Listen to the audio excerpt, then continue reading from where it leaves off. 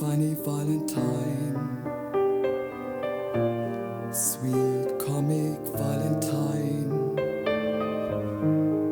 you make me smile with my heart. Your looks are laughable, unphotographable. Par des chemins séparés, deux moyens d'expression, la musique et l'écriture, sont parvenus aux mêmes instruments, le piano et la machine à écrire, avec leur clavier qui, par l'intermédiaire d'un mécanisme de tringle et de rappel, commande des petits marteaux. Les uns produisent des sons qui apparaissent et disparaissent à la surface du sensible, les autres produisent des sons sous lesquels du lisible est caché. Oui, les mains de femmes sont admirables et toutes semblables à des oiseaux. Dans leurs mains légères comme des ailes, je préfère celles des dactylos. La fine menotte, tapote, pour la sténographie, elles font comme ceci, mais on a bien mieux aujourd'hui. Au lieu de faire sur un cahier des signes tout embrouillés, les vrais artistes, sténotypistes, comme au piano, tapent leur rouleau et le prennent plus rapidement et relisent facilement. Je le proclame, les mains de femmes ont un emploi au bout des doigts. Au XIXe siècle se pose le problème crucial de la vitesse. Plus vite, toujours plus vite. Comment accroître la rapidité de l'écriture sans nuire à sa lisibilité? La première machine à écrire produite en série a été conçue pour résoudre ce problème. Issue de la révolution industrielle, la machine à écrire apporta des changements radicaux dans le monde du travail, en modifiant profondément les relations dans les entreprises et administrations. Objet unique, elle est à jamais gravée dans l'histoire des femmes et dans la relation entre les sexes. Car les bureaux étaient exclusivement masculins avant l'apparition des premières machines à écrire, et grâce à elles, des milliers de femmes intègrent le monde du travail et obtiennent un statut social et une qualification. En 1900, la plupart des dactylographes étaient des jeunes filles de bonne famille, avec de l'instruction et un peu pianistes aussi. Ces dactylos étaient à la mode, elles incarnaient la nouvelle féminité. Sur scène, sur les écrans, dans les romans, les intrigues se nouaient inévitablement entre un patron et sa jeune employée, victime ou séductrice.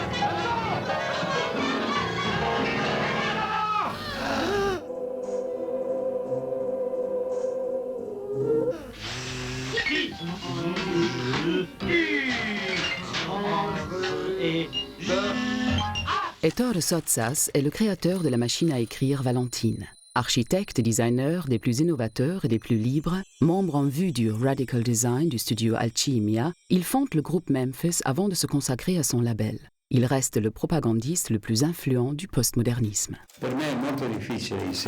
Il est très difficile pour moi de suivre cette donnée de la modernité. Par exemple, je ne suis pas habitué, je ne serais pas capable de dessiner un vêtement. Parce qu'un vêtement bouge toujours. C'est une forme que je ne réussis jamais à attraper, à arrêter. Je ne serais pas capable non plus de dessiner une automobile, parce que l'automobile, elle aussi, continue de bouger. Et c'est les dessins de l'automobile qui devraient être imaginés, quand l'automobile bouge et non quand elle est arrêtée au parking. Donc j'ai du mal aussi parce que pour moi l'objet est toujours conçu un peu, autant que je le peux, comme un instrument de vie, un instrument pour vivre. Et par conséquent, j'ai une forte tendance à fixer la relation entre la vie et l'objet.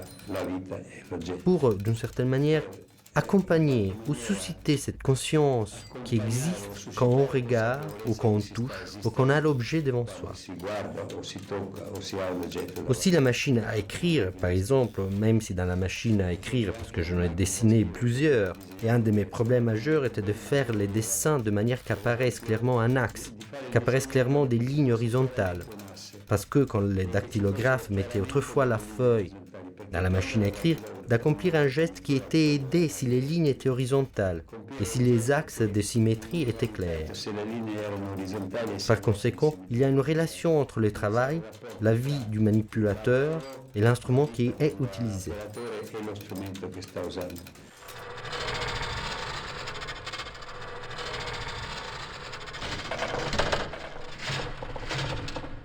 La machine à écrire, inventée en Europe au XVIIIe siècle, devait permettre aux aveugles d'écrire. Alors qu'elle est encore considérée comme un instrument orthopédique, elle connaît un véritable engouement aux États-Unis dès 1875. Mais à Paris, il fallut attendre 10 années qu'une première Remington soit vendue à une firme de vernis et couleurs bien connue, les Peintures Valentine. Dès les années 1820, les prototypes se sont succédés. Après avoir ressemblé à un piano, à une machine à coudre, à un bibelot précieux décoré à la demande, à un appareil de laboratoire, à un téléphone, après des milliers de brevets déposés, la machine à écrire a relativement vite trouvé la forme de sa fonction et son ergonomie. La firme italienne Olivetti a imposé dès le début une identité visuelle forte et a su s'entourer des meilleurs créateurs de formes comme Nizzoli, Bellini, Sottsass et De Lucchi, avec 2 mots d'ordre: invention et rigueur. Le design Olivetti a toujours été inscrit dans une modernité élégante et efficace, voire sérieuse, avec une logique esthétique caractérisée par des aigus continus et raccordés, quand apparut une certaine petite Valentine, objet pop et extraverti selon la firme, petit pavé d'impertinence lancé dans la mare olivettienne.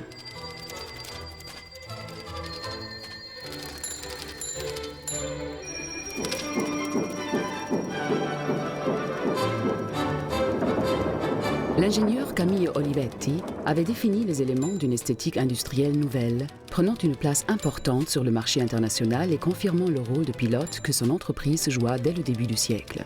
Humaniste et réformateur social, il créa dans les années 30 une fondation qui offre à ses employés une sécurité sociale inégalée et de vrais enjeux culturels. Cesare Mutti y créa le premier laboratoire de psychologie industrielle.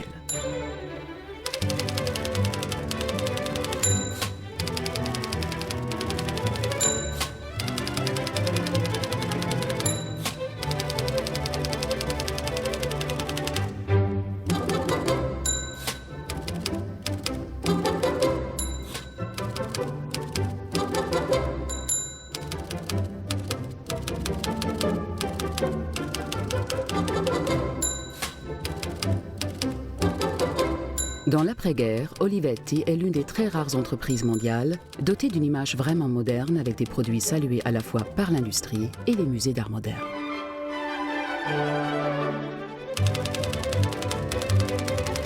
Ce style, cet esprit Olivetti, devait être présent aussi bien dans les objets que dans les bureaux et les ateliers de l'entreprise. Il était admis dans la firme que tout ce qui se concrétise dans l'espace, que ce soit une machine à écrire, un building, une voiture, a la même valeur sur le plan de la création. Un de ces messieurs à la tête de la Olivetti m'appelait et m'a dit « Il se passe que l'Europe est envahie par des machines portables produites au Japon. Et ces machines coûtent très peu. C'est pourquoi nous devons faire quelque chose pour vaincre la concurrence. Nous avons beaucoup réfléchi comment supprimer la sonnette de la machine qui existait déjà et qui s'appelait la Lettera 22, dessinée par Nizzoli, et qui était une machine très chic, très subtile, très jolie, avec une couleur gris, vert, très élégante.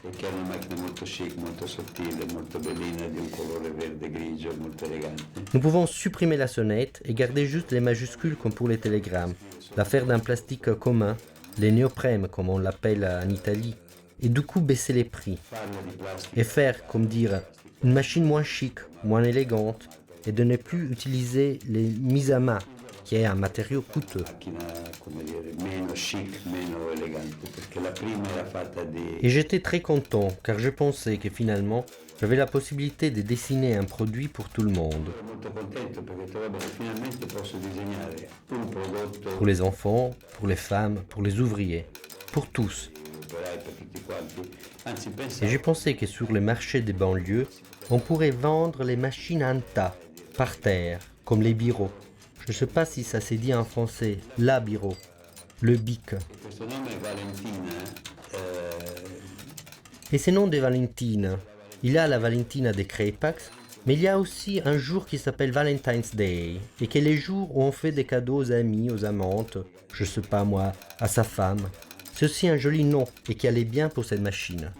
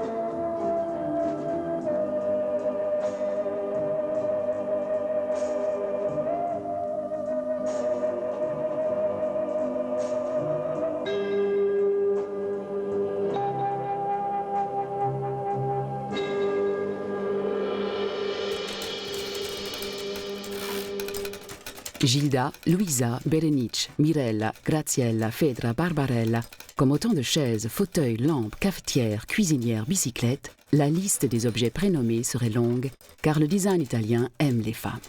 Et si tous ces noms sont évocateurs et prometteurs de quelques rêveries ou fantasmes, vers quelle Valentine et quel imaginaire la petite machine rouge nous entraîne-t-elle? Valentine est une machine pour écrire. Son nom fait partie de l'objet, il le préfigure. Alors quelle machine, quelle écriture, pour quelle histoire, de quelle Valentine? Une Valentine cultivée comme la Visconti de la Renaissance, ou plutôt une Fanny Valentine des 60s qui inspira si bien Nico? Is your figure less than Greek?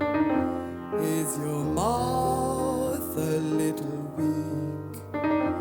When you open it to speak, are you smart?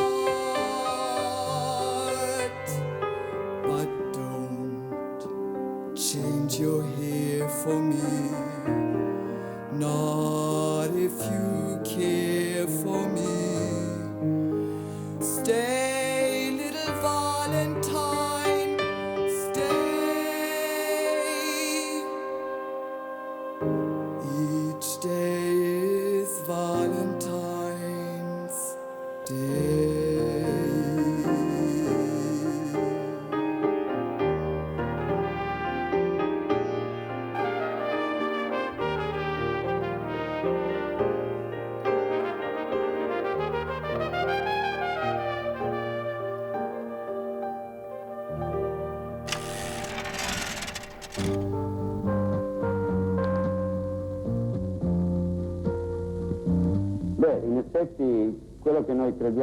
Eh bien, en effet, ce que nous croyons être la nouveauté de notre projet, c'est l'effet que nous sommes partis de l'idée de ne pas être formel, ni décoratif, ni purement esthétique. Mais nous nous sommes très préoccupés d'examiner les problèmes en général et en particulier, qui naissent quand on met une personne singulière, un individu, un travailleur, en rapport avec l'instrument qui les concerne. Cette relation, sous de nombreux aspects, présentait une certaine sophistication. Et cela est devenu la préoccupation principale. L'emboîtage de Valentine ouvre sur tous les imaginaires, féminins ou masculins. Du tube de rouge à lèvres au pot de peinture, la jerrycan, comme on l'appelle dans la profession, évoque aussi des formes automobiles au garage. Boîte de Pandore avec les attaches d'un coupé italien des années 60 ou les jartelles d'une dactylo de rêve, vraie Brigitte Bardot qui pose pour Olivetti. la Valentine se met en boîte comme une femme enfile un bas. Le conteneur de la belle mécanique aux lignes et courbes de Spider Alfa Romeo Coda Tronca est prêt pour tous les transports.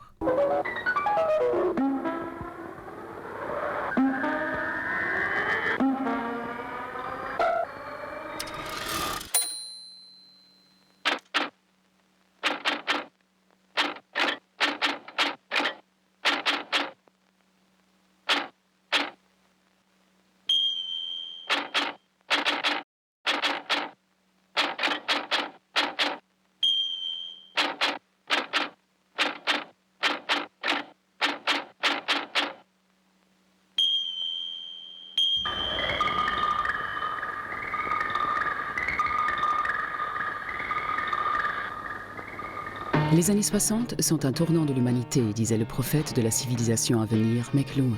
Nous vivons au confluent de deux âges. Un Moyen-Âge où sont remis en question l'art, la religion, la philosophie, les structures politiques et économiques. Les publicitaires Olivetti ont compris qu'en cette période de mutation, la génération issue du baby-boom impose ses différences. Récupération sur le vif de l'image d'une jeunesse non conformiste pour un argumentaire publicitaire, lui aussi récupéré quelques 20 ans plus tard par la mode. Pourtant, dans ce bouleversement annoncé, la machine à écrire est encore la fidèle confidente des poètes et des écrivains. Et la fameuse Lettera 22, grande sœur de Valentine, fut la complice à vie de Pasolini. L'été 1969, à Woodstock, voit le premier congrès eucharistique de la religion du rock. Allen Ginsberg y a reconnu la moisson de ce que la Beat Generation, la génération foutue, avait semé.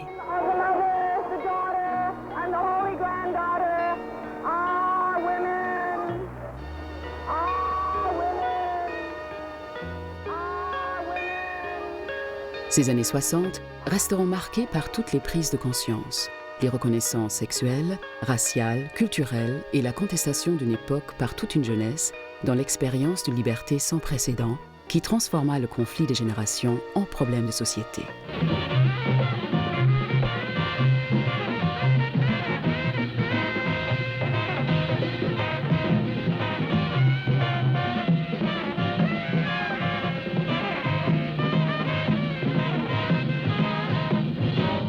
De Monterey à l'île de White, une explosion de festivals célèbre la pop music, outil privilégié de la contre-culture. Et cette même année 69, le vieil enfant terrible Jack Kerouac, le vagabond de la Bowery, qui a tenté de jazzer la langue américaine, le beau loup ténébreux est définitivement parti, le clochard céleste a fini sa course alors qu'on marchait sur la lune.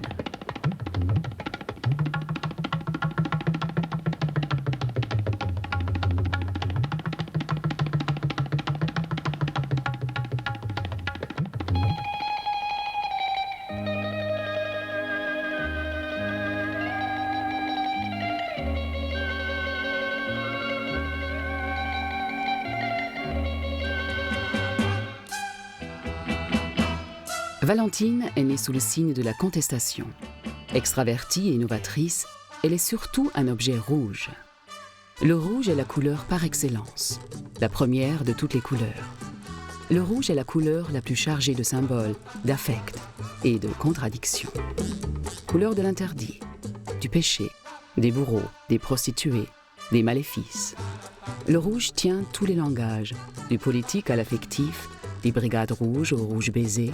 Le rouge est de tous les excès, de toutes les ivresses, de la provocation, de la jouissance, de la liberté. Une autre italienne, Valentina, sœur d'encre et de cœur de notre Valentine mécanique, héroïne inspirée et sexy de bande dessinée, le dessin qui bande, comme disait Barthes, est la créature de Guido Crepax. Et la si belle égérie des années 60, toujours dans le rouge, a pour nom Rosselli.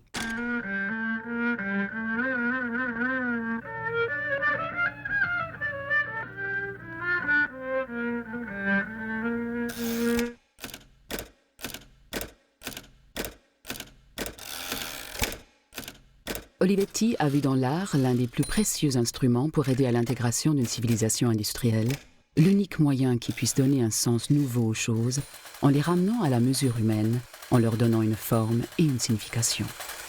Pour le lancement de Valentine, il s'est agi d'une sorte d'événement artistique, un concept de communication intégré, comme dit la firme, en tout cas une campagne publicitaire unique et insolite, entièrement coordonnée par Ettore Sottsass.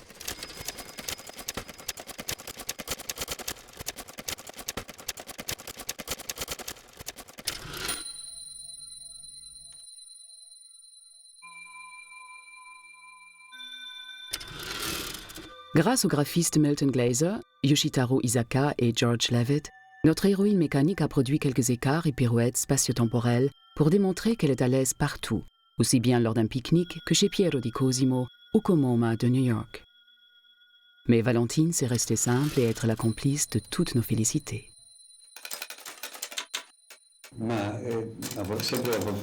Mais toujours à propos de la Valentine. Quelqu'un m'a dit une fois que la Valentine ne pouvait être qu'italienne. On peut le dire, je ne sais pas très bien. Peut-être parce que cette Valentine a déjà un léger, comment dirais-je, un léger sourire. Elle ne se prend pas trop au sérieux non plus sur le fait d'être une machine à écrire. Elle est comme un jouet, plutôt un instrument du bonheur qu'un instrument de travail.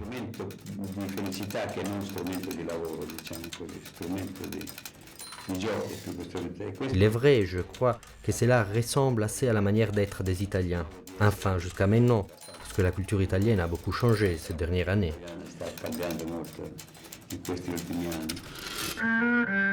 Valentine, machine à écrire mécanique, appartient à une famille plus que centenaire, en voie de disparition, qui n'intéresse plus que les collectionneurs, mais qui a préparé l'avènement de l'ère informatique. Et après tout, Valentine n'est pas la première portable, pas la première en plastique, pas la première rouge, mais peut-être est-elle la seule à avoir un prénom féminin, une poignée intégrée, et sûrement l'unique machine à écrire à avoir un léger sourire et le regard impertinent. Mais sans aucun doute, Valentine est la seule à avoir été sur la Lune.